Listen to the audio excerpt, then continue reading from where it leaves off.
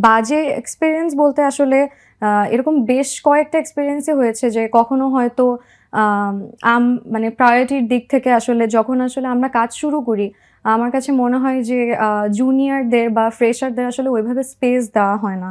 এটা আসলে মেক্সিমাম ক্ষেত্রে আমি ফেস করেছি আসলে আম যেকোনো ব্র্যান্ডের সাথে কাজ করার ক্ষেত্রে। এটা আমার নাটকে কখনো ফেস করতে হয়নি। তো এরকম আসলে ২-১ টা অভিজ্ঞতা হয়েছে যেখানে আসলে আ আমাদের আসলে আমাদের সাথে অনেক খারাপ কিছু হয়েছে but we couldn't raise a voice আরকি। কি হয়েছিল যেকোনো একটা পার্টিকুলার ঘটনা ওই যে একটু ছোট্ট করে শুনি?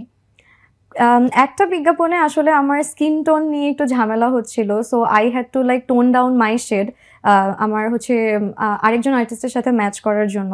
সো আমার কাছে মনে হচ্ছিল যে মাঝে, মাঝে কম্প্রোমাইজটা আসলে সিনিয়রদের এন্ড ওকে। থেকেও আসলে হতে পারে। কিন্তু মেক্সিমাম ক্ষেত্রে আসলে হয় কি আমরা যখন সিনিয়র হয়ে যাই বা আমরা যখন একটু বড় মাপের আর্টিস্ট হয়ে যাই, আমরাই তো বড় করি সবাইকে।